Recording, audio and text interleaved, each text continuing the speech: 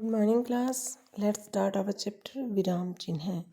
सबसे पहले जानेंगे कि विराम का अर्थ क्या होता है।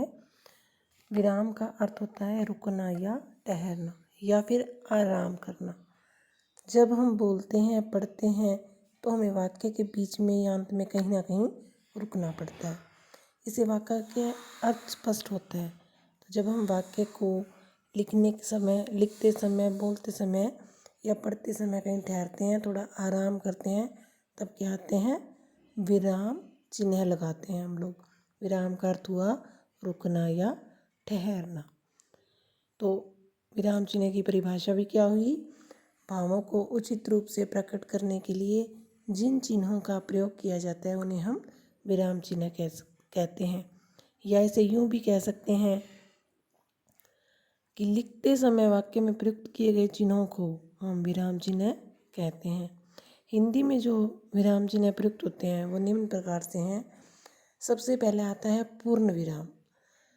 पूर्ण विराम पढ़ते समय जहाँ वाक्य समाप्त हो जाता है वहाँ क्या होता है, पूर्ण विराम, यानी कि जहाँ वाक्य पूर्ण का मतलब पूरा, विराम का मतलब आराम। जहाँ वाक्य पूरा आराम करता है तब वहाँ होता है पूर्ण विराम। जैसे मेहनत का फल मीठा होता है। ये वाक्य खत्म हुआ। इसके लास्ट में हम क्या लगाते हैं, एक चिन्ह लगाते हैं डंडे की तरह का, उसे हम बोलते हैं पूर्ण विराम। नंबर 2 पर आता है अल्प विराम। वाक्य को पढ़ते समय जहाँ कुछ समय के लिए रुका जाता है।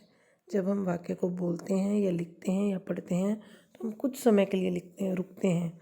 इनके जब हम थोड़े से समय के लिए आराम करते हैं तब क्या आता है, अल्प विराम, जिसको हम कोमा भी बोलते हैं। तो वाक्य को पढ़ते समय जहाँ कुछ समय के लिए रुका जाता है वहाँ आता है अल्प विराम चिन्ह। वहाँ हम अल्प विराम का प्रयोग करते हैं। जैसे जाओ कोमा मत रुको।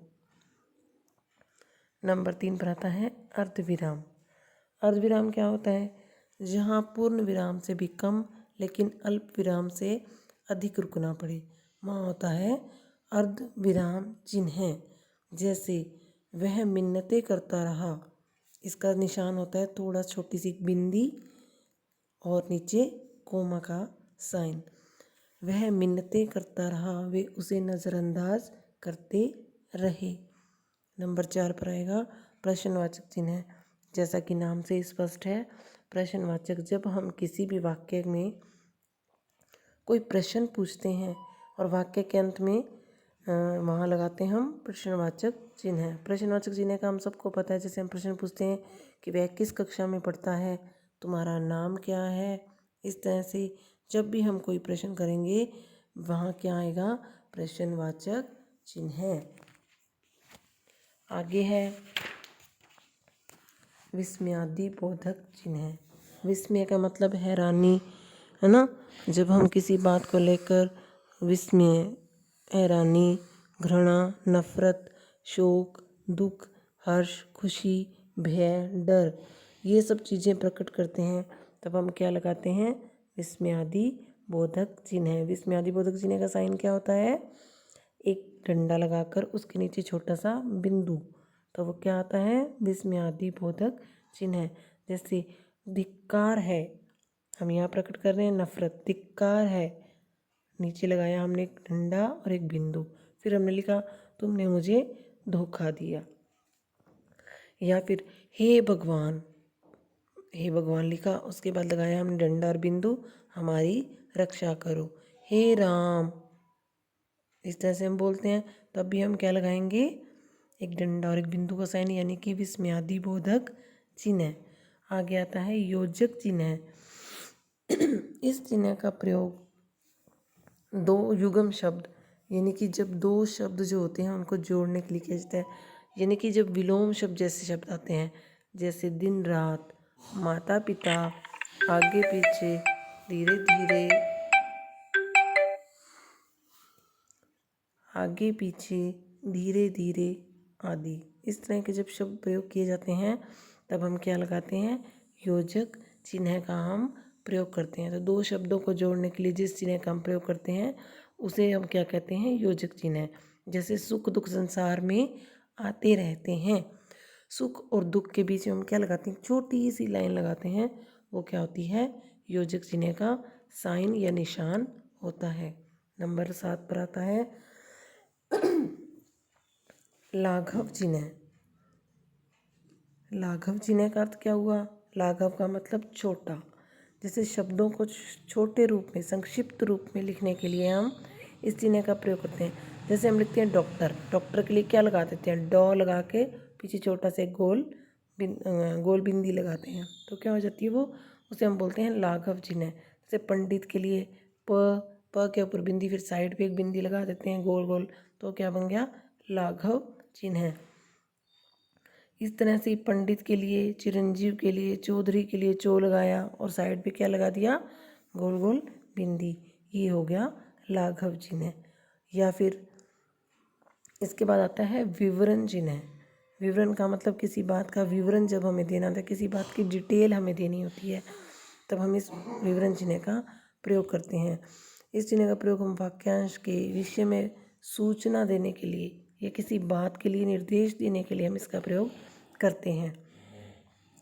जैसे वचन 2 प्रकार के होते हैं, हमने 2 बिंदी लगाई, उसके आगे छोटा सा क्या लगाया, डंडा लगाया, जैसे कि आप देख रहे होंगे, उसे हम बोलते हैं विवरण चिन्ह।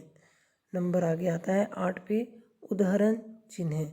उदाहरण का मतलब जब हम किसी की कही गई बात को या किसी के कहे गए कथन को हम ज्यों का त्यों लिखते हैं, तब क्या आता है, उदाहरण चिन्ह। जैसे नेताजी ने कहा था, तुम मुझे खून दो मैं तुम्हें आज़ादी दूंगा, तो पहले हम लिखेंगे नेताजी ने कहा था, उसके बाद 2 ऊपर लगाकर क्या लगाएंगे, ऊपर छोटे छोटे 2 डंडे लगाएंगे, उसके अंदर उसकी बात को लिखेंगे, जब वहाँ बात खत्म होएगी वहाँ हम उसको फिर से लगाते हैं।